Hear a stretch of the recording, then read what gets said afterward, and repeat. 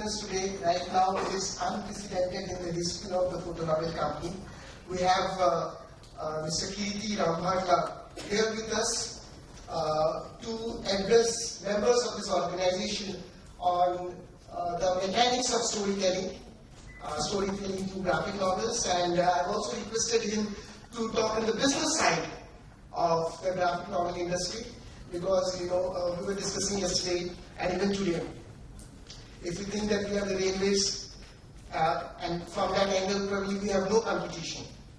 There is no other probably photo novel company in this country.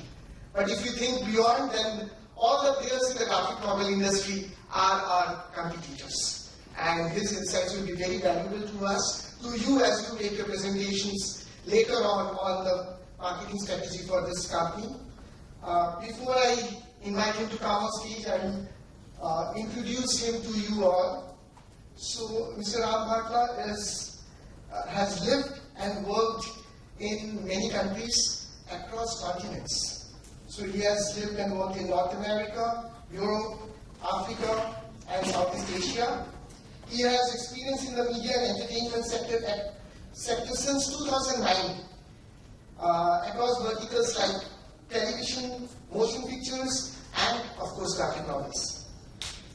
He has had his education from some of the finest institutions of this world, including the likes of London Business School and MICA USA. And presently he is working as the media operations head at LinkedIn. He has authored 2 graphic novel titles. The first one is titled Taskara, which was made into a Telugu film. And the second one, which is going to be launched today as part of this session, is titled Enlightened, which is also going to be made into a film. And he has delivered TEDx talks at different locations, UTM Shillong, IIT Delhi, and SRM Ramapura. So please join me in inviting him to this forum, and please welcome him with a big round of applause.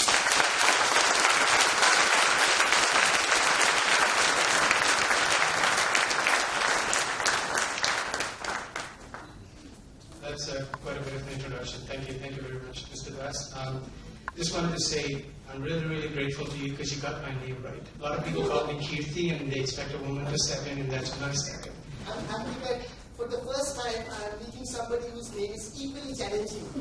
As far as I've been told, Kalol, have I pronounced that right? So thank you once again. Thank you for the wonderful introduction. Today is very special to me. The publisher of my comics, Mr. Fennel, is here with his family. This is also I just wanted to say I don't have an academic perspective on graphic novels because I don't study them, I write them. So I'll try to do my best. I'll try to make this look like a lecture, but I'll sort of compress it in a lecture. There's a history to it. We're going to look at the fundamental tenets of visual storytelling, the macro picture of graphic novels in India, and of course the mechanics of graphic novel storytelling, what really constitutes the story in a graphic novel. So visual storytelling has predominantly been there in all the cultures since millennia. Every kind of culture engaged in some kind of visual storytelling. So you could take paintings on the rocks that you find in the heritage sites of the United Nations, in the special cities where you can see people painting stuff on rocks, animals, and something which is visually being depicted. And then you also have things that happen in the form of cloth and organic medium where people painted stuff on things like cotton, I believe. So what we're going to be discussing today is primarily the modern era graphic novels that is being depicted in mass media, specifically in television, animation, movies, and motion pictures, and what have you. So before I begin, I hope people know who Alan Moore is. Yes. Frank Miller? Yes. Neil Gaiman? Yes. Great. That makes my job a lot more easy. So the idea is these guys are all great people. They started graphic novels in their cultures. But what really constitutes a great visual story is the fact that it actually tells something based on that culture's specific elements. So storytelling could be cultural and social, and I think in India it's more to do with the cultural part of it that relies heavily on religion. So we've had our mythologies, Ramayana and Mahabharata, and that was the origins for storytelling for us. And it could also mean a lot of anthropomorphism. Do you guys know what anthropomorphism is? So you read about the Panchatantra and all these things, right? So we pretty much gave Disney that $1 billion Jungle Book. If only we knew how to manage our IPR, but that's a different story altogether. So the idea here is to tell people that you could go back to graphical storytelling to as long as you want. But if you're trying to put a business context on it, you need to understand how these things came into picture. And an event that happened in India about 450 years ago drastically changed that for us. It's the printing press that came to us through Europe, I think. So that's when the real printing started, and people started printing a lot of portraits of gods and goddesses from the Ramayana and Mahabharata, and just one image of goddess Kali killing someone would actually depict so much about the story that we wanted to tell them. And slowly we started moving into what we call today as graphic novels. And anybody knows who's the first production company that started graphic novels in India and when? This is a tough one, I think. Yes, go for it. No. I think it's in the year during the 1940s that a couple of gentlemen from South India started something called Chandamama. Yeah, so these are the guys who had the first weekly editions of what we call graphic novels today. They'd come out every week talking to people about stories from folklore, fantasy, religion, telling people Panchatantra, animals, talking about morality and logic and all these things. As early as 1946, I think. I've seen a cover page on the web, which is from the 1946. I think it was 50 paise, but it was very expensive back in the day. So, and we had a huge readership for that, and through the ages, they kept launching these novels, and then they fell prey to the market forces and they couldn't sustain it. So we need to understand the fundamental tenets of the graphic novel storytelling, and it primarily relies on the ideas, the artist, the medium, and the audience. So when I say ideas, it's pretty simple. What really makes a great graphic novel is a path-breaking or a very regular idea, but told in a very innovative way. So ideas can actually, transform the way we actually see that story. So it's important for us to know what really constitutes a great idea for a graphic novel or a visual depiction of a graphic novel. And then that brings us to the artist, and this could be a little confusing because not every person who has the idea has the artistic ability to present it, and not everybody who can present it artistically can actually have the ideas. Though it's one lethal combination, I think you already know who that is, Frank Miller. So yeah, so I think he could actually think, visualize, he had the idea, he completely he re-envisioned the entire Batman thing, and he made a great story out of it. So the artists are primarily people who could bring the idea to life, and there would be a bit of a buffer. So it's not like you have an idea and then it comes out the way you want it to. So have you guys seen the movie Matrix? Yes. Yeah, great. But have you read the script Matrix? So if you read it, you'd possibly be like, yeah, it's going to be in the garbage. You will not understand anything. It was just in the director's head, right? So what really made the movie stick in our brains is the way they visualized the entire concept of how this world is going to look like and what Neo is going to do in that movie. So the artist is very fundamental to the visual storytelling aspect of it. And then you have things like the medium. It brings us to the medium part because, again, you could use images, you could use stones, you could use rocks, all kinds of things that you want, but the medium makes a huge difference. So if you have moving pictures, just motion pictures of today, which are more appealing, and I think it's going to go in the direction of virtual reality, augmented reality, mixed reality. If you guys saw the latest blockbuster, Bahubali, they were showing people the sets in VR, 360 degrees, and then they were trying to bring to life the magnanimity of everything that they were building. For instance, if you were doing a 360 degrees now of this thing, it would completely give you a different spatial arrangement of how things are. So the medium is the key component that actually pushes the idea through the artist to the last part, which is audience.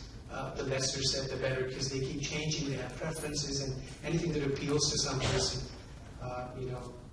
that person pretty much ends up becoming the audience in that entire chain. So the audience have been consuming art for a long time, as I said, but in today's world, we're consuming it in the form of graphic images, moving images, animation, three-dimensional things, virtual reality in the future, and even mixed reality and augmented reality, holograms, and all these kinds of things. So these are the four things that you have to keep in mind when you're trying to decipher.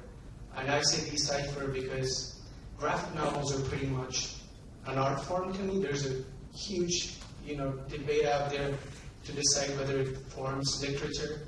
I don't think it is literature as much as it is art. So you could go to any of the museums, specifically if you were in Europe, you'll see all these paintings, massive paintings. You're trying to decipher the art, right? What is the artist really trying to say? So the same thing applies to graphic novels at a certain level, I think. When you actually read a novel, have you guys read Watchmen before you watched the movie? I did.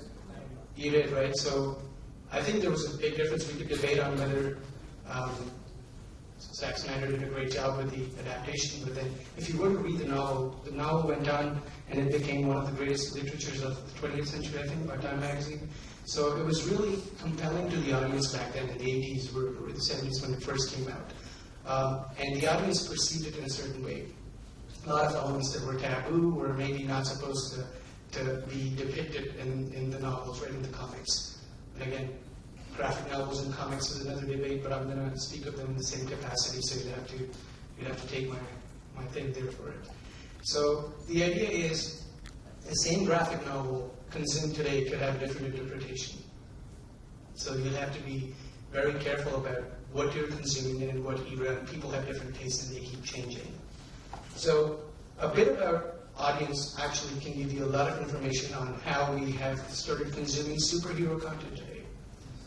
I'd like to strongly believe it was the Dark Knight movie that really changed, brought a lot of mainstream audience into the superhero genre. Like I was a comic kid ever since I was 3 or 4 years old, so I had huge comic piles in my house, so I was already good. I've seen the Tim Burton's Batman in the 80s, so for me it was very natural. I loved what they did with the character, but a new group of audience sort of joined the mainstream now.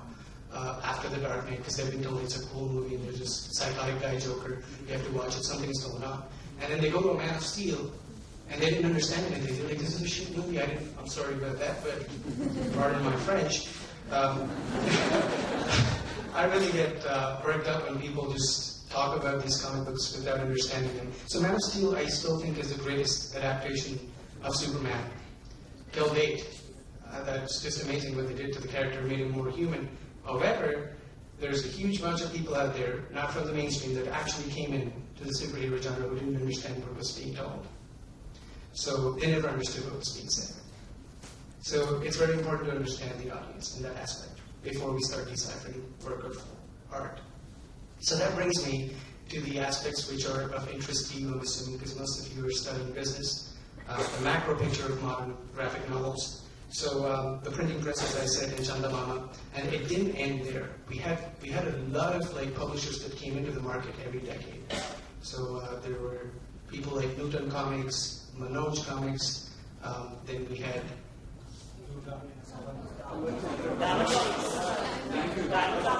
What about Raj Comics? Not Raj. Super Commando Dhruv, or Manu, and Amar definitely, because I'm slightly going to focus on the superhero genre because that seems to be the next big thing. Marvel, DC, Avengers, Justice League. Everyone's so kicked up about these things, right? So we've had our own share of publishers who came into the market. Some kept it very original. Chacha Chowdhury, characters like that, and some just ripped off the Western counterparts. Like a lot of characters like Nagaraj and Super Commando had a lot of Western influences in them. So, Tiranga too, with the flag, right? So, what had happened was after the 80s, there has been a drastic change in the way people started consuming things.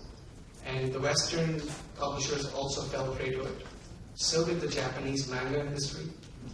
However, the Indian industry really didn't know what was going on, is what I think, because it sort of like fell flat. Everything sort of fragmented into pieces. So to come back, it takes massive effort from people across different regions, because we consume content in different languages. So comics, I think, now are mostly active in the Hindi belt of India. English region is all dominated by Marvel and DC, and we're struggling to put our work in the English bracket there.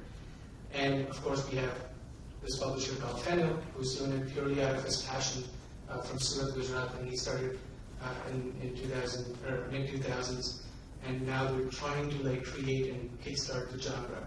So the macro picture right now in India, if anybody told you it's this, it's bogus. So I'm not telling you that I know the macro picture, because we don't have the numbers, and that's one of the biggest concerns that we have, because it relies heavily on the unorganized market. And by that I mean you could walk into a store in the US and you know where you can get the comics. In India, you might find it at a railway station, you might find it at a grocery store, you might even find it in a sweet shop. So you don't know where you could actually buy that thing, right? So you wouldn't know who the target audience is. So it's very hard for people to know where the pattern of consumption is. So a lot of work is being done by the publishers and also people who are trying to understand what is it that the Indian market can really present. And then in terms of genre, we haven't really found our thing. Why was Bahubali such a monstrous hit? I've been wondering, I've been asking people, because I am from Hyderabad and I've been in a Telugu movie. So I'm wondering what really made Bahubali the kind of success that it achieved. What went into it? It had a kind of Indian mythological feel to it. Oh yeah, there you go. So when I was talking to folks, specifically in Europe, and my manager at LinkedIn, and everybody, everyone was talking about it. When people look at India from outside, we're talking about international expansion of our artwork, right? They primarily rely on certain stereotypes, and you're correct. They want to see things like the Ramayana, like the Mahabharata, like the Aghori characters. I think Vivanika, one of our publishers from the New Age Indian comic scene, came up with these cool depictions of the cannibal. That's basically a cannibal, right? And the way they depicted it, and that's what people really want to see from India. That's what they relate to as art from India. Like Japan, like manga, right? Everybody knows what it is. It's got a very specific structure to it. So we need to find what our structure is. Though we are, even I'm kind of like guilty of making something which is semi-Western. It's got influences. The first character I built is a vigilante hacker. Something like V for Vendetta, but not V for Vendetta. He's an Indian economist that works for the World Bank, that goes crazy and decides to rob the bank itself of 10 trillion rupees, and he just takes it out of the system within a span of seconds. What happened to it, where did it go, is the crux of the story. So people want to know what does he do with all the money, and then he gets this crazy idea that I want to create a paper currency-less world. So let me eliminate money from the planet. And he eliminates money, and we move into a cryptocurrency world. So that's the kind of stuff that we want from India right now, because there's so much talent, and we need people to start focusing on what kind of genres really can send the right signal to the international community. With elements of mythology, obviously. So I think the third or the fourth title that I'm going to be building is going to rely on things like all the mythologies that we've done. But aliens have existed, we spoke about all those things, but today's adaptation is kind of like different. So the macro picture is optimistic. At the same time, the reality is kind of like, bleak. That's where we want students like you to step in, to think of different business models to really build a robust system for the comics here. I'm sure you guys all go to Comic-Con, right? Yeah. Great. Can you name 5 Indian publishers that you see at Comic-Con? Not these guys, but the new ones. I can. Okay. There's this one which takes Amitabh Bachchan, Bhishma, Bhima, kind of, I don't remember the name. Graphic India. Yeah. Then there's Monica. Garbage bin, holy cow. So there's a lot of people that are trying to invent. But the sad part is we have to wait for 20 minutes to actually find out who they are. Or we'd have to go on Google. So the idea is, our effort is to make sure that we bridge that gap. What is it that we could do to appeal? I mean, Stan Lee was here, he built a character for India. I'm sure you know what that character is.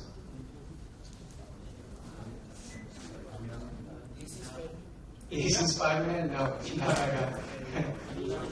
Chakra, the little kid. Yeah, so he made a character for us, but it didn't do anything in India. It goes to show that the audience were different, right? That's your biggest indication that Stan Lee is the god of characters in the Western world. Couldn't create a character for the Indian masses. So we don't have to go ahead and start doing something crazy that's not here. It's all there. A simple retelling of Chacha Chaudhary's in today's world is good enough to capture the fancy. In fact, one of my sessions in Chennai, someone told me Chacha Chaudhary should have been the brand ambassador for Swachh Bharat Abhiyan. That's like a cool idea. Do you know which business took another popular character from Indian comics to explain something very complex recently? Tata. I'll even tell you the name of the company. Tata. They had huge billboards. They took a character called Subandi. So they took a character called Subandi, and they had this Tata Financial Capital Mutual Funds. They wanted to explain this. So they gave out a comic book in all of Times of India to the readers, saying Subandi is actually talking to a professor called Simply Super. He looks like Mr. Das a bit. So he goes up to him and he's like, Professor, I don't understand what these mutual funds are. Can you explain it to me? I actually understood a lot more about mutual funds after I read that. I don't have a finance background, so I was just trying to understand what are they trying to do with this. So there are efforts being done, but you have to keep an eye on where the art is going in the Indian macro picture. So that's very important for us to take a cue from. So that'll bring us to the micro picture, the most important one, as to the mechanics of graphic novel storytelling and how I specifically use it. So the mechanics are pretty much the same if you've taken any course in stories or writing in general. You know that there are some fundamental elements that you would all have to follow when you write a story. So you've got characters, you've got the conflict, you've got the resolution, and then you've got the setting. And setting is something new in graphic novels because your imagination can go in any direction. So I'll tell you what characters again. I'm going to go back to the character that I built. By the way, we're going to have my graphic novels in your library. If you wish to read, if you think it's exciting, do grab a copy. Don't like, share, or comment or anything, but just grab a copy and go through it. We're not doing anything digital. It's just the offline that we're trying to focus on. So there's this character who's a vigilante hacker. He's of Indian origin, and he wants to help poor countries. So he goes to the U.S., he studies economics, and he's trying to help the poor countries. And that's why the World Bank has been set up, or the IMF has been set up, is his argument. But there are people called economic hitmen. Have you heard of them? Confessions of an Economic Hitman. I'd say pick up a copy of that. Very good book to understand how the economics of the world is today. So he has a conflict with the economic hitman at IMF. So they wouldn't allow him to do the things that he's pretty much focusing on. So they try to kill him, and in the process end up killing his girlfriend. And then he realizes the entire big network, and then becomes a hacker because he's got a background in technology, and starts stealing money from one bank and gives it to a poorer institution. Now, this is the fundamental thread of that character. So when I talk about Taskara, people now have to relate to the guy in the mask. He puts a mask, something like the Anonymous, but he steals money. He's an economist. He's not a fighter. He's not this crazy guy who does all this voodoo stuff like Doctor Strange. But there's something attached to the character, and you need to be able to identify. That's fundamental to any story, so you need the right character. That brings us to the next other fundamental aspect, is conflict. Which is conflict, right? So, you need conflict. If you take any blockbuster, I know hindsight is 20/20. All the reviewers, they go there, the movie should have been this, Rajiv Masand and all these people. Great. But you know what? Actually make one, you'll understand what goes into it. It's very easy to go there and sort of dissect art, but it's not so easy to actually be in the process. So the process is very important. So when you take these blockbuster movies, it's very easy to sort of go back and say, yeah, this is the reason why it worked. But from another perspective or another vantage point, we pretty much know why Bahubali is a huge success, because there is tremendous conflict between two brothers. And conflict is vital. You take Sholay, I mean, there's Gabbar Singh and obviously Amitabh and Dharmendra, like fundamental conflict between Thakur and Gabbar Singh. Like any story you take good and bad, or good and good, or bad and bad, and various other combinations. So you need the right conflict to set the stone for the entire story. And that pretty much brings us to the next point, which is resolution. And resolution necessarily does not have to be, again, you know, these aren't formulas, okay? I mean, it is what it is. You could write a story that's just specifically your interpretation. I've seen a lot of things, maybe. My family lived in Africa, so I know about a lot of things about what happens in Africa. So I'm going to be writing a story in the future that relates to Africa the way I've seen it. Right? Now, you could go on a safari to Africa and you could still have a Gods Must Be Crazy image about Africa. Or you could see the movie Blood Diamond and you have the diamond viewpoint about Africa. So what I'm trying to tell you is certain things do not change no matter what your storytelling pattern or style is. That is, if you're considering writing stories. So the resolution brings me to the point of resolution.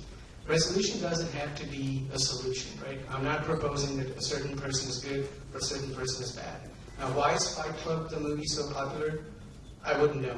Whatever they concluded with, I never understood then. I don't even understand it today. So that's their interpretation. Some people say it's the capitalistic world versus the socialist view. Some people say it's the psychoanalytical dynamics within the head of a certain person. There are multiple interpretations, right? It's all in the audience. So the thing is, when you propose a resolution, it has to be your resolution, the person who's actually writing the story. However, it could be perceived in a billion ways. So you have to be ready for that. And creativity takes a lot of courage. So when you're trying to put a point out there, it's important for you to know that the resolution has to be there in a certain form. It doesn't have to solve it. It doesn't have to solve the conflict, but it can definitely put in a point there, an open interpretation, so people could go there and come out with their own interpretations. Can you guys think of any story which had like a gazillion interpretations of what it was, the way it ended?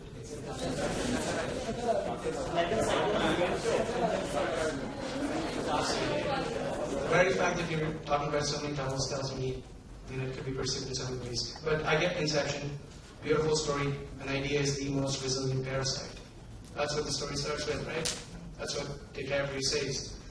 So it's got so many ways you can see it. I mean, I believe he was still in the dream. Someone would believe no, he's not in the dream. There's so many ways you could look at it. Yet, it's a grouping story, right? So the conflict was between, I think, him and his dreams, or sci-fi, romance. I don't even know certain genres like film noir. Sin City. Have you guys seen those things? Those are just different depictions of how people see it.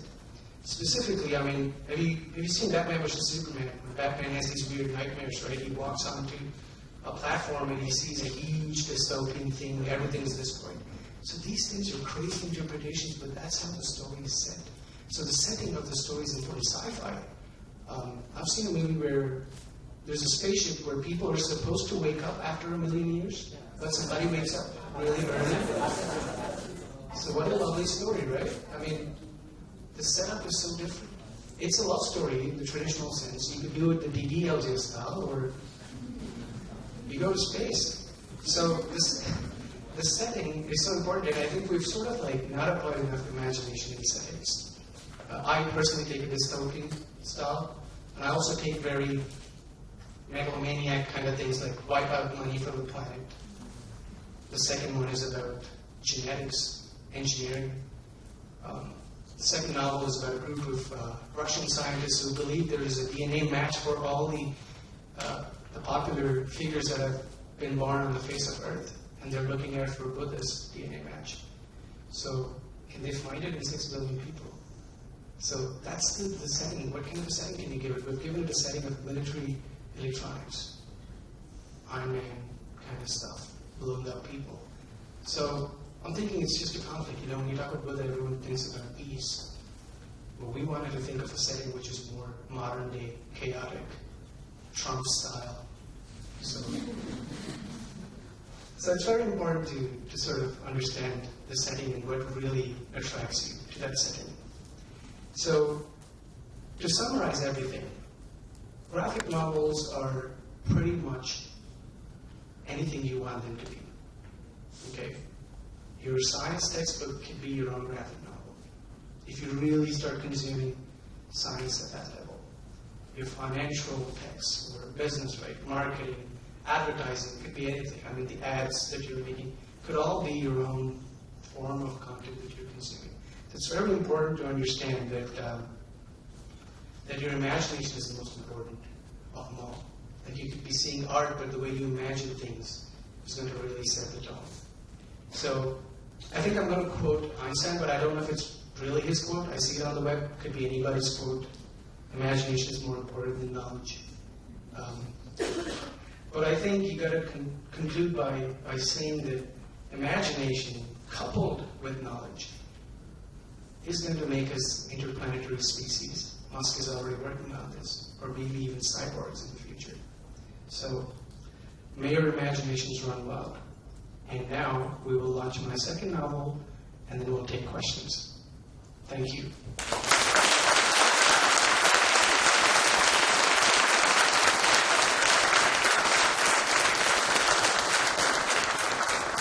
Or we can take the questions and then the novel. Either way is fine. You can come in. Okay, great. So I can get onto your inbox to open the image. If that's okay, or if you want to. I think it'll be easier for people to see.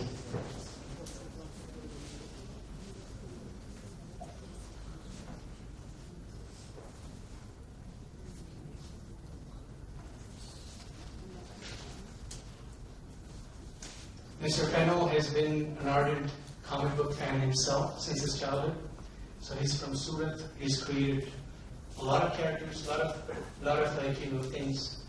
In his lifetime, he's been struggling to reason with the industry. He's into graphic novels, and very soon he's going to appear, I think, in one of his own graphic novels as an adaptation. I think it would be very interesting for you guys to keep an eye on. So that's the graphic novel.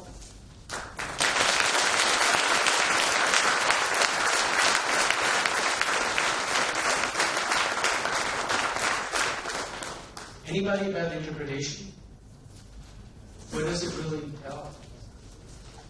Yes?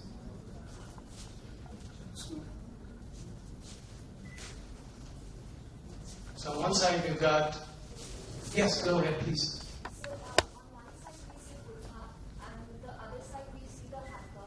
So peace is required for a hacker to have something or to encrypt something. Yes. How Buddha is relevant in today's time? How we interpret it in today's time? Great. Yes? So one side seems more peaceful and serene, and the other side seems more chaotic. Great. And both are linked with the DNA. Both are linked with the DNA. Yes. So I'll just give you the interpretation. I think all of you are correct. It's basically someone trying to find the DNA match for Buddha if it exists, if it's possible. So they decipher the DNA. That's in the story. How they do it, you'll have to find out. Then they go for the match. But the match turns out to be the exact opposite of what Buddha might be. He's born into a family of military electronics, arms manufacturing and all that, killing people. And what exactly happens in his life and how does he become the Enlightened? So that's the crux.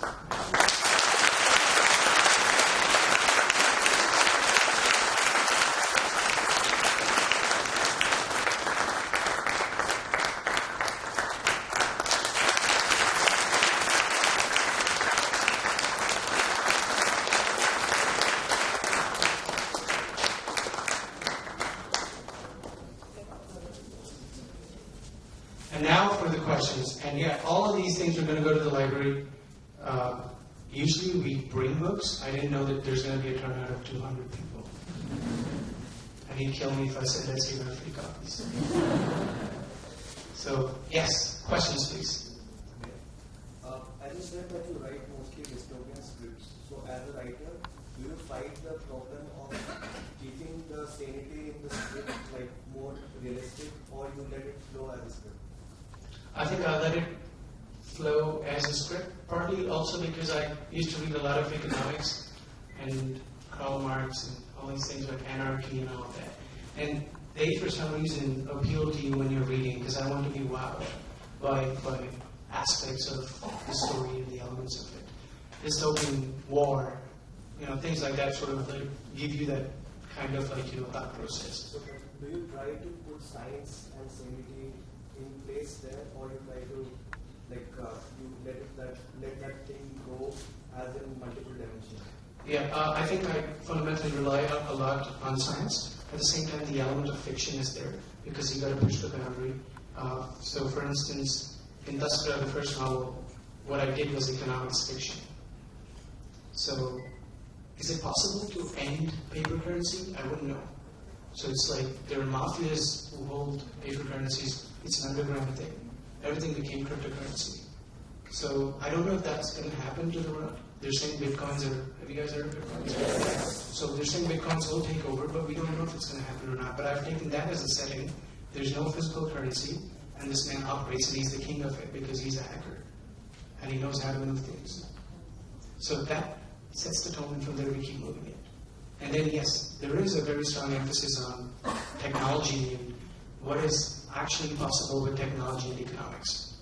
So I do rely on the aspects of science, but at the same time, fiction is extremely important. So we try to balance both. Hope that answers the question. Yes? So since we all know India as a society is very volatile, so India as a society is very volatile. you get offended on anything that you wouldn't know it is offensive for people. While writing or while thinking of the script, did you have to keep some things in mind, or did you just let it flow? Hell yeah. This was actually me in Buddha. And my mom was worried about me, and she read about some guys really beating up an author in Kerala. So she's like, yeah, I don't want you seeking asylum in the US or something. So keep it easy. So to the point, I was like, yeah, I'm going to play it easy. Though I think we've not really tampered with the wrong religion, if you know what I mean. So, yeah, I do keep it in my mind.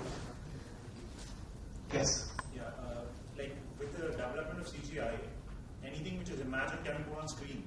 So, what's the future for comic books, which used to be a primary source of putting imagination on media? You're correct that motion pictures are the most profound way of telling stories, especially in India. So the future is, I think, video-driven, but then the inception of the idea has to happen on paper or some kind of a medium. So it has to be born out of someone writing it or someone painting it. And for that reason, also in movies, you have storyboarding, right? So you rely on that before you take it.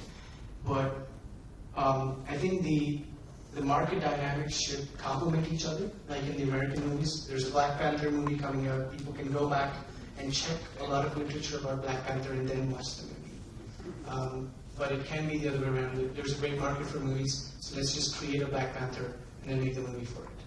So it can be that. Yes? Yes? So you said you perceive graphic novels to be a form of art, but so that is why you put your imagination into it. But what kind of readers do you think your graphic novels are? What is your, I don't want to say audience, but what are your readers like? What do you perceive them to? I would like to perceive them to be humans. First, no, on a serious note, because there's so much talk about AI, robotics, and all that in the future. But human in the sense that I want them to take back their own interpretation from it. Because you got to put your head through this. Like when the idea first came out for my graphic novel, people thought it was stupid, it was dumb. And then when the movie came out, I remember, it was trashed. Big time. Didn't run in the theaters. Nothing happened. People were like, such a waste of money in life. But then, on YouTube, as time progressed, 500,000 people, likes, I've read about Bitcoin. You know what? These guys aren't as dumb as we thought they were. So they started moving, right? That's being very human, I think. I want them to grow with the stories. Organic. That's how it works. Yes? Sir, I've noticed that a lot of authors are taking a character from the ancient world and making a modern adaptation of it. So why is it a very hot-selling theme these days? Yeah, it is. Thanks for answering it also for me. It's just a hot selling thing. So, just kidding. But I think we have to rely on our source of knowledge. For instance, the American industry began when they started with these strips in the newspapers. So they were ahead of us in terms of printing and press and literacy to start consuming content. They had an underground comic book thing going on as well. So if you see some of Captain America's, some of the Superman stories back in the day, were pretty much indirectly propaganda. There was World War I. There was World War II. You depict a certain group of people as villains. So even Ian Fleming, right? I mean, come on. Why is it that James Bond movies always like you find the bad guys to be Russian origin or something now Chinese because US sees China as a threat, right? So it is what really is the current topic of the day, the current affairs. At the same time, you rely on the culture, the aspects of mythology and folklore. Like I grew up reading a lot of American stuff. At the same time, I also had access to Chandamama. I had access to Tinkle, Amartya, and everything. So Buddha and everything, we've read them. The same thing with the vigilante hackers and all of that. That's something that I saw in Leaf Vendetta that I thought was pretty cool. And so we combine elements of it and we think of ideas as to how would that behave if we were to bring it here. So it's just experimentation of thought, more than us saying, okay, let's pick all characters of Mahabharata, adapt them into today's world. So, yeah. Yes? Why not go for the Skara on social media? Why keep it limited to offline? What exactly on social media? To promote the book. Yeah, that's a good question. Again, I truly, I could get killed for saying this. I work in social media, right? Social media is good for building communities, but not real business capital. Offline is where the real thing is. I could say I'm the greatest graphic novelist right now in India. I'd walk out and you guys would be like, who's this guy? Right? So social media is good after you've attained a certain level of, I would say, expertise in your field. After which it kind of aids or it augments the process of people engaging with you. Nowadays, what I find is some people are using it to put their business out there. Good for them, but I'm really doubtful and skeptical of that sort of thing. Having said that, there is a Facebook page for Taskara. I think the movie's page has about 1,500 fans, and on YouTube the movie did about 500,000 views. So it's okay. It's not like it's absent there, but we're working on something else, which I did not cover because it might be too much for the lecture, is the 360-degree model. We have an action figure. I hope Mr. Fennell has it. I'm going to show you. We're planning on building a video game, more like the role-playing style, merchandising.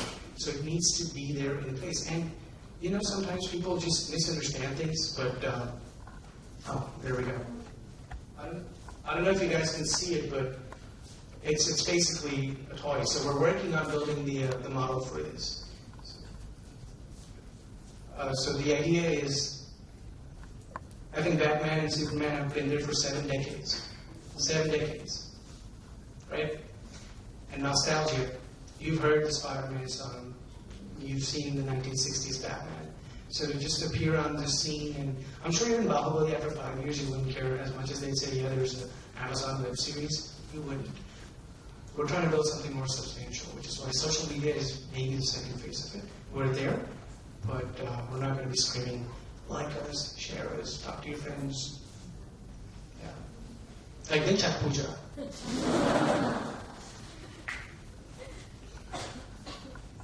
Yes? So while making this piece, there are a lot of times working on one product, and mostly the ideas come out of you. So, but there might be instances where the designer might have thought of a better setting, and the output wouldn't be what you were expected to be. So, have there been instances where you had to let go? Maybe you thought that maybe the designer has come up with a better idea or a better setting to display in the graphic novel, and you had to let go of your perception or change it because you thought that someone else had a better idea. None of this stuff, I envisioned it that way. So there's a lot of creativity and I let it flow. when they come up with better ways of looking at it. It's as you put it, it's a collection of people. It's my publisher, it's me, the artist, the penciler, the people who do the inking, the coloring.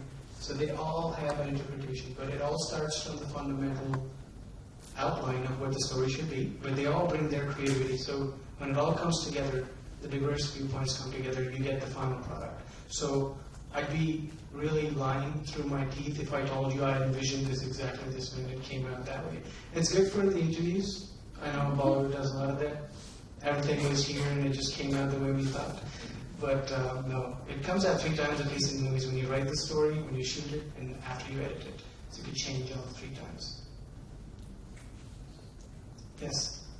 In regards to the content Indians are producing and outsourcing to the rest of the world, like Bahubali, what promotion policy, what public policy will it take to promote a non-conventional Indian image, a non-conventional Indian storyline?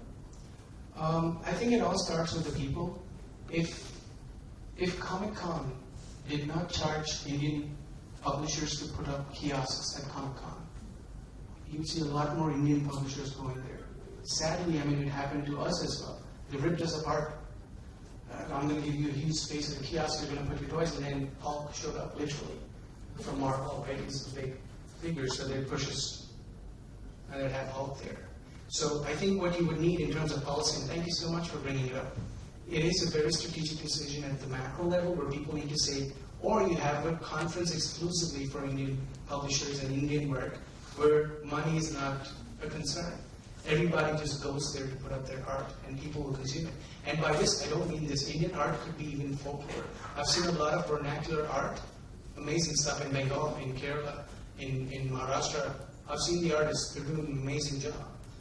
Like we've done research in 5 states.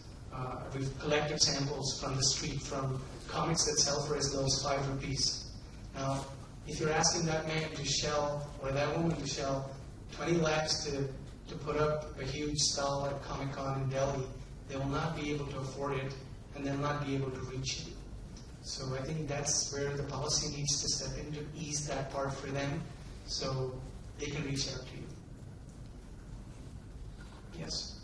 As you mentioned for the novel and the game you are going to launch, that you're not going to go into the social media promotions before you have a stabilized it. So, but the world today and the internet today is so active that everything is first publicized only and there are posters and everything.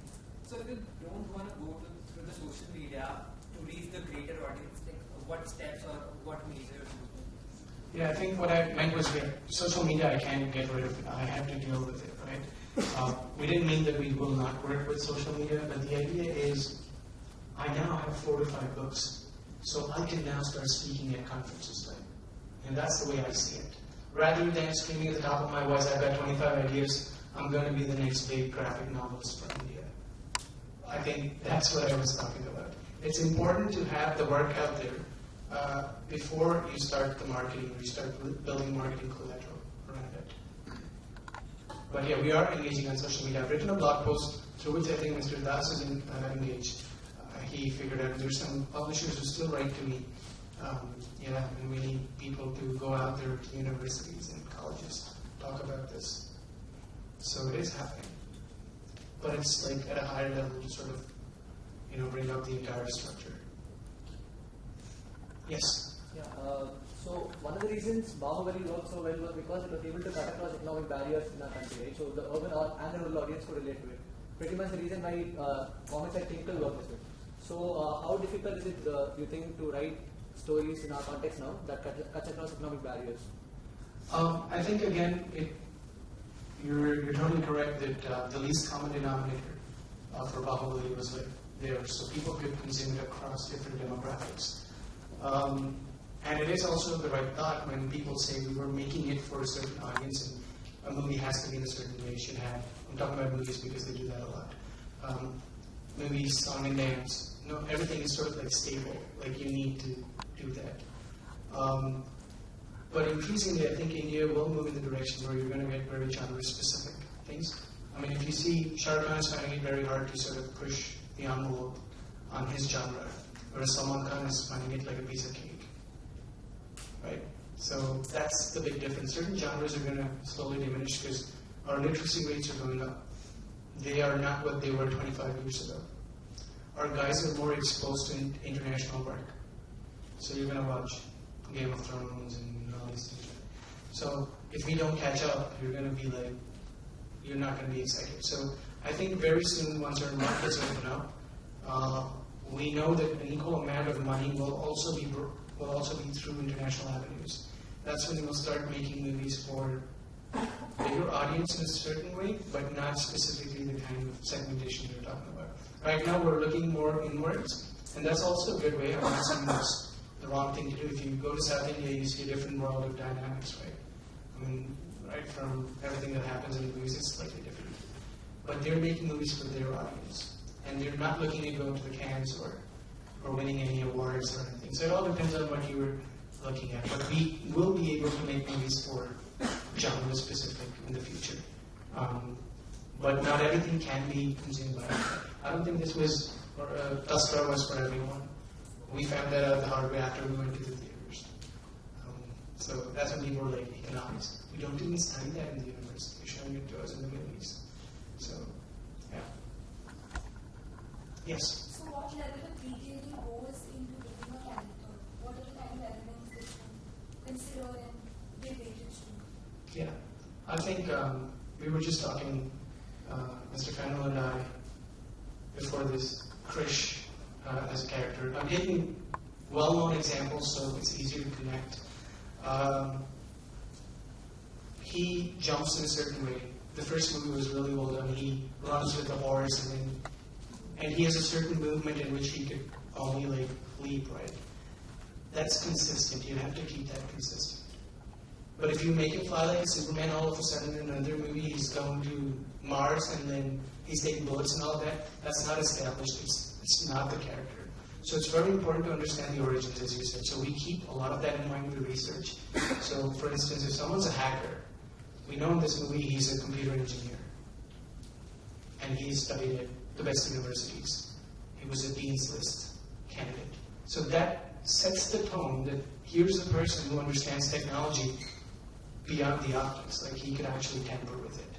So that has to be very, very consistent in the character building. So you'll have to ensure that whatever that character is made for, it is sort of like well grounded in all the aspects. Same thing with Doctor Strange, right? I mean, mystic arts. So they take him to Nepal and then they've got a story to it. But he's biologically well trained, if you see. So the whole spirit thing they showed in the movie, it's all kind of like related. But if they started showing him like Batman, building gadgets and everything, you'd be like, you will not connect. Subconsciously, you'd be like, no. And with a Batman, obviously, you expect him to be the world's best detective, so he's like, all this thing. So that has to stay consistent. So that's what we take into consideration when we build a character. It has to be very consistent with what that character is set in. So the setting, the conflict, the resolution, and the character. They should all sort of like fall in place. And there's an equilibrium there. Yeah? So you said you grew up watching a lot of American literature and novels. So when you're writing the character where the protagonist is basically you, does the American way of thinking ever influence upon how the Indian protagonist thinks, and how much do you try to rein it in so that your point of view is as unique as it can be? Yeah, that's a good question. I think that's something that I kind of like relate to myself, as you mentioned. Family still live in Africa, there's all over the globe. So when I really think of the character, for instance, there's this person who wants to wipe out paper currency, right? So to keep everything consistent, can he do it by working at the State Bank of Punjab? Can he or can he not?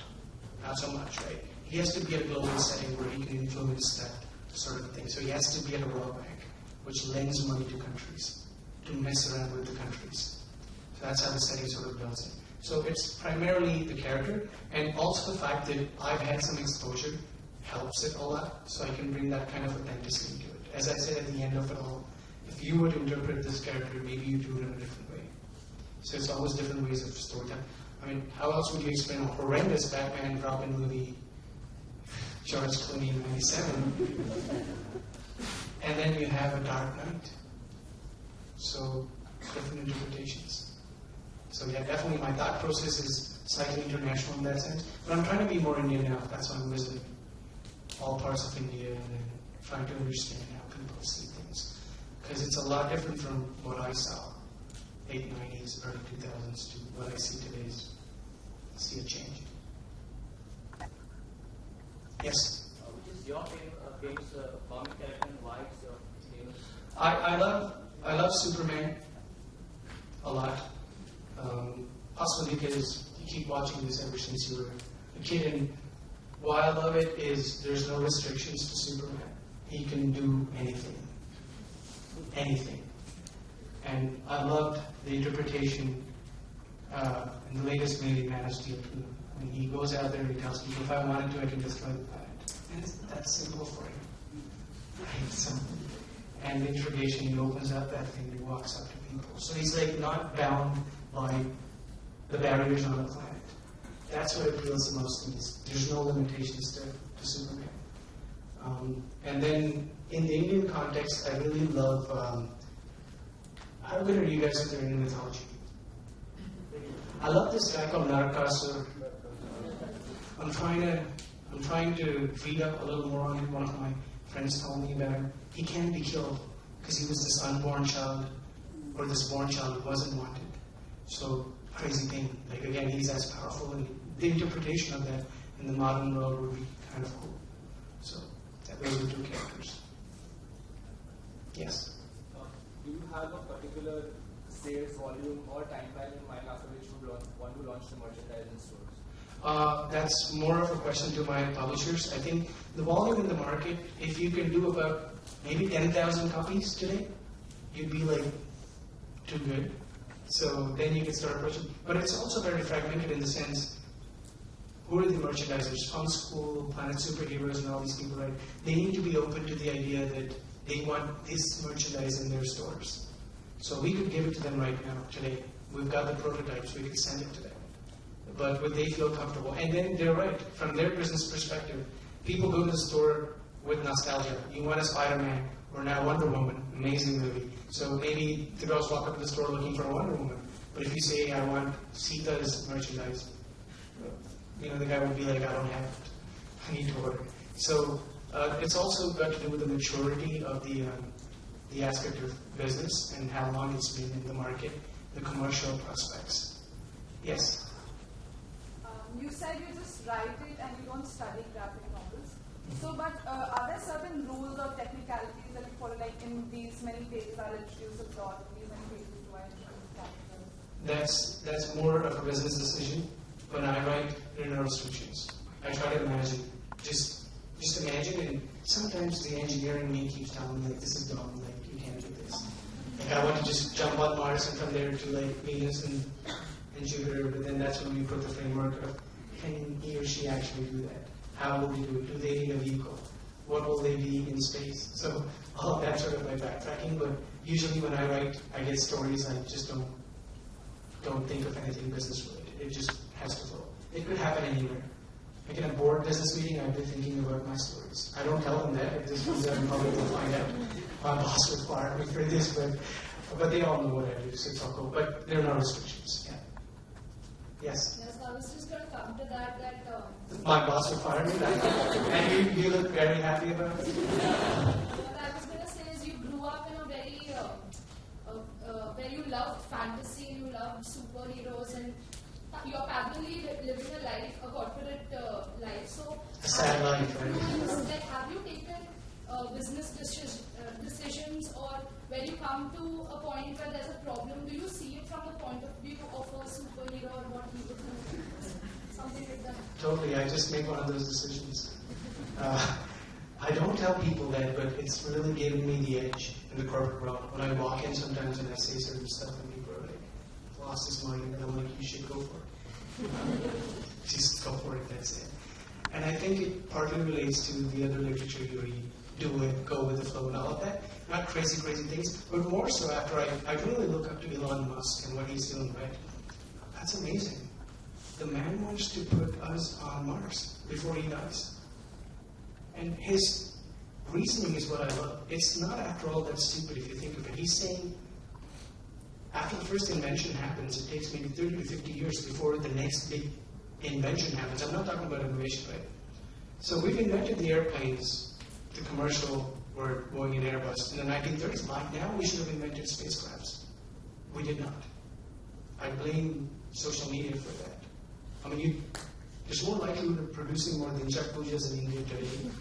Nothing against her. I think she's done a great job of actually monetizing. I believe she's very intelligent. Maybe she's doing it and she knows all of this. It's possible. So what I'm trying to tell you now is on social media, you could be terrible at something, you can still attract attention. You don't have to be the right thing, right? So it has to be in that direction. You need people to think. We need people to push the boundaries. You just think about it and say, I want to put it in place, and it doesn't matter.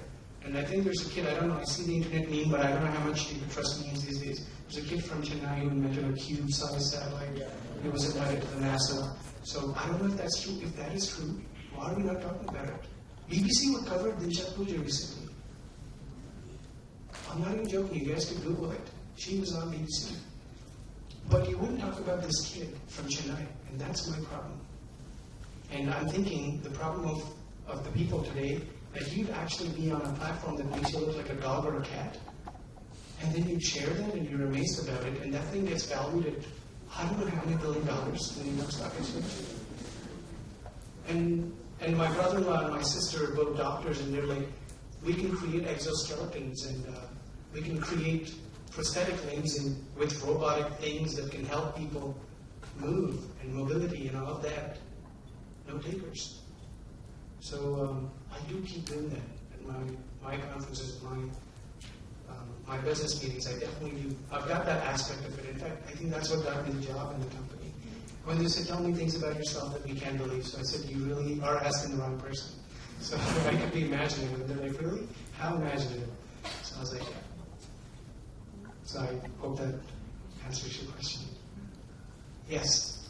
So do you think gender when you're deciding upon a character or a protagonist, or do you think how that would shape the actions and character building?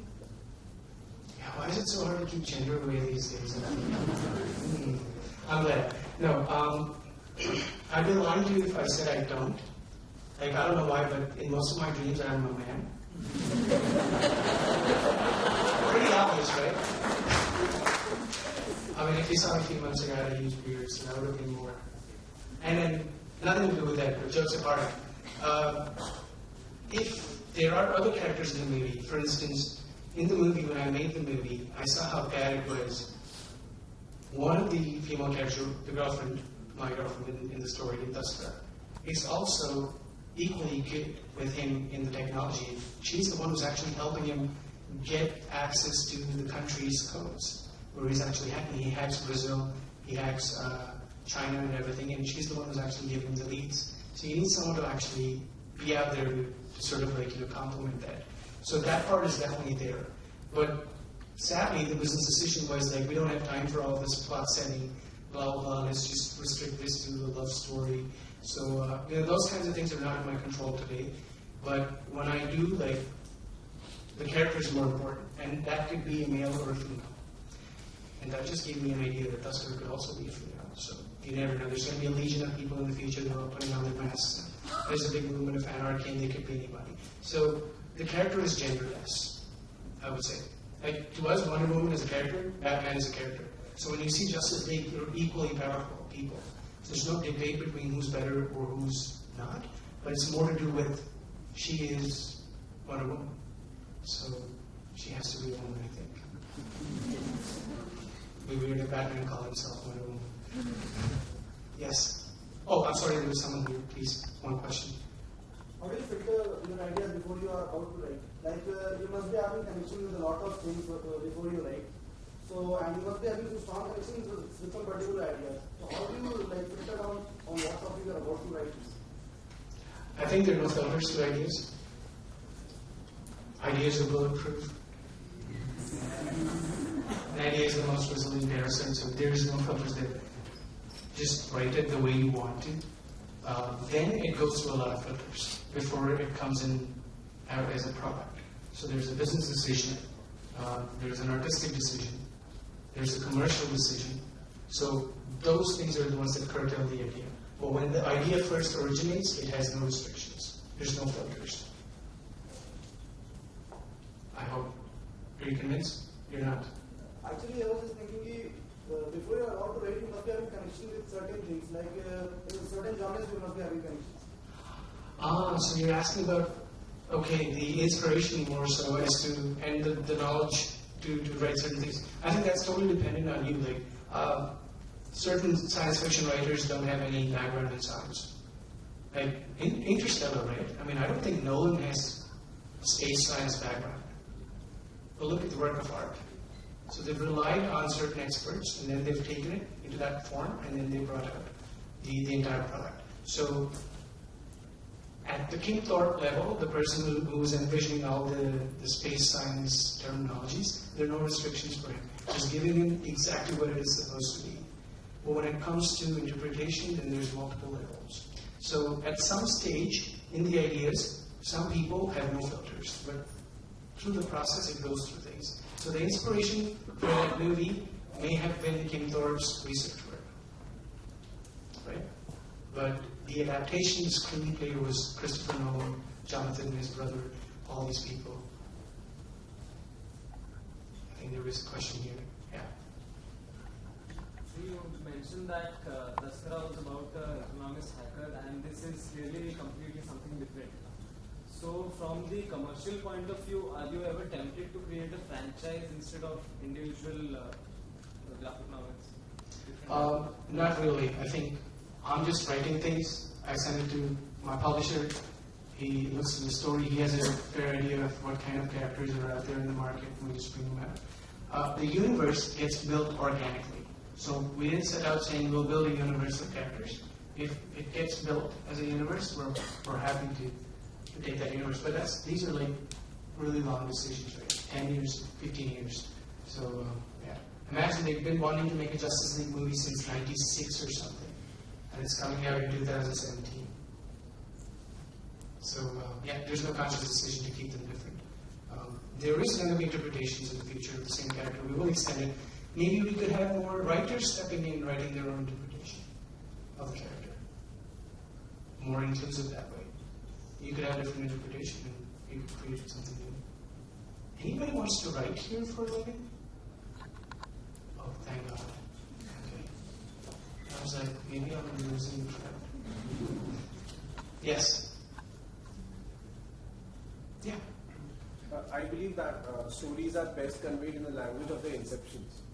And India is being a multi-language country, what can be the parameters that one has to go through before deciding, whether to stick to one language or going multi-language or something?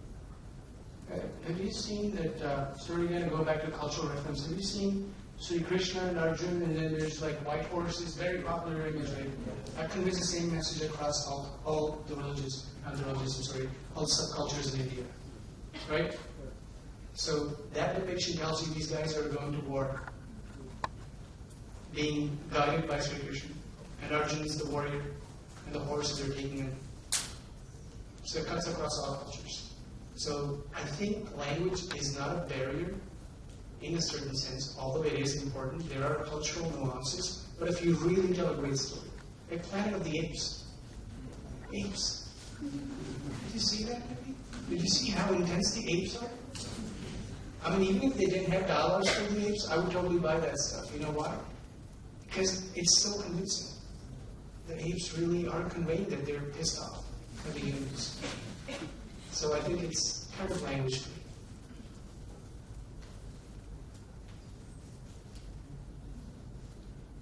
There was another answer that I missed out. Yes? Sir, as a graphic novelist, do you sometimes feel afraid when the thing comes to adaptation in a movie? Because if we see Green Lantern, who was very big in the comics, when it was wrapped into a movie, it didn't run so well. And now he's out of the Justice League movie. So you think Ryan Reynolds is responsible for Green Lantern not appearing on Justice League? You never know. Have you seen Wonder Woman's credits at the beginning? There's a bit of an animation. There's Green Lantern in it. So Green Lantern is a part of Justice League for 4 to 5 decades. One bad movie can take it off. But yeah, to answer your question, I'm not really worried. I think it has to come out. Good, bad, ugly, just has to go out there. But as Alan Moore has been very vocal about his body of work being pictured by Hollywood studios, like we were extraordinary thinking. Do you think that there's anywhere going to be, and especially for graphic novels, to be reasonably translated into the big screen? Yeah, League of Extraordinary Gentlemen, I think it's more Nazarudin. I wouldn't know. But on a side note, I think the writers are always going to be unhappy. Just as much as the director is always unhappy. I was listening to Rajamouli Bahubali's review. He said, I wish I had more budget. I'm like, you got $80 million, guys, that an Indian production house has ever put into a movie. And he hoped that he got more time. I think the actors have not married for the last 5 years because they were doing that movie. So that's how intense it is when you actually think of the creator. They're always unhappy, and creativity is different for different people, right? And it's I think it's unjustified to bring them all together on the same platform. So the director sees it in a certain way, the writer sees it in a certain way. We shouldn't bring them in the same platform, in the same breath.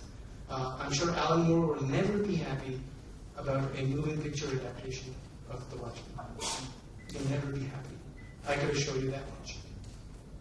However, if you look up to Zack Snyder, you're going to love what he did with The Watchmen and also with Man of Steel. But if you were to ask the founder or the writer of Superman about what they did, there were no red underpants in Man of Steel, he'd be like, no, that wasn't my interpretation of Superman. They even changed the entire way Superman looks.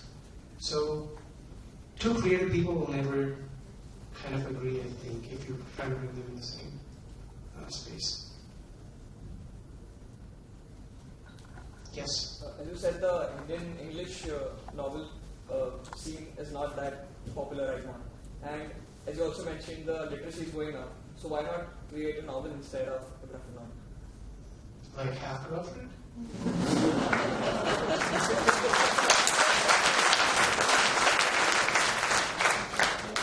That thing literally startles me.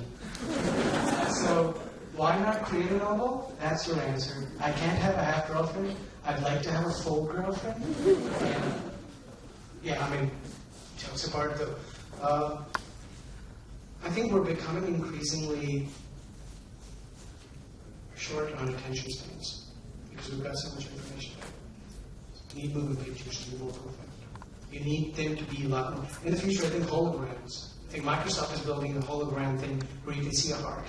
So the medical students will never be the same now. They're going to see an actual heart in front of you. So I think that's how we're progressing, the perception. So novels are great. I read a lot of them, but I think this is the word for that. But nothing against people who are making money out of them. Even Harry Potter and all those people. It's great work. But there's also bad work too, like in any profession. But for me, it's more like a personal choice. I'm more moved by images.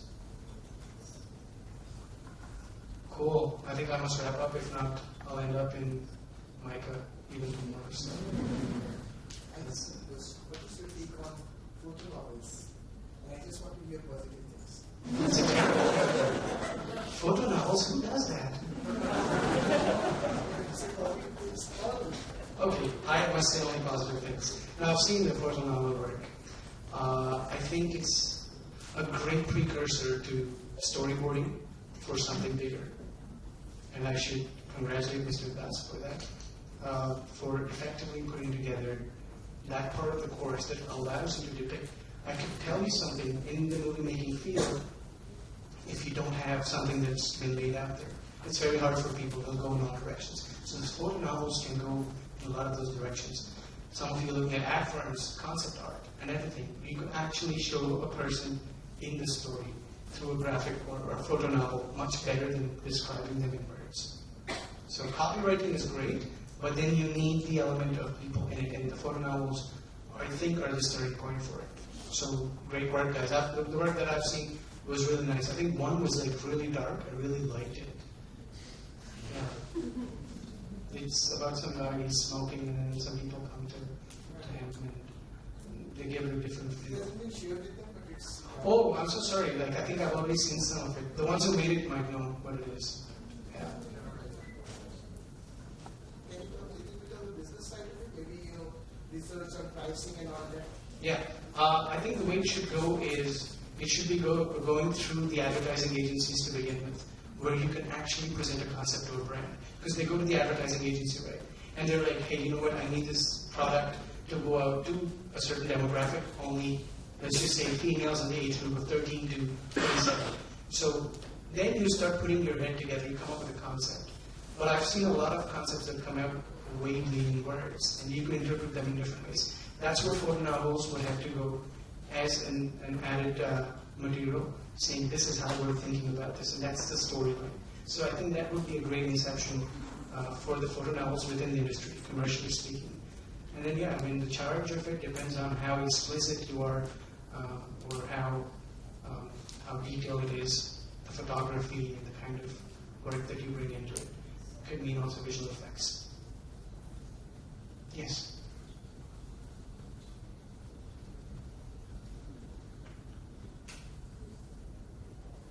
I thought there was going to be a spark and then the Godzilla was going to come out.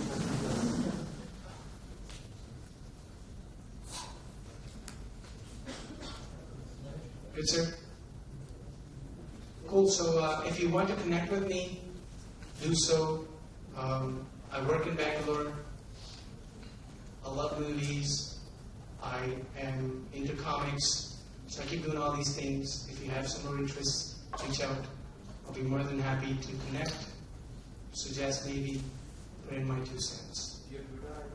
I don't have a Twitter handle for myself, but I have one for Tusker, so I'm operating through Tusker. Yeah, so thank you for being an amazing audience. Thank you for having me. Really appreciated all the questions. I heard a lot about your school because one of my team members is from your school. And he just joined my team. And he told me a lot about this place. And I was like, I need to go visit. And, yeah. Thank you. Thank you so much.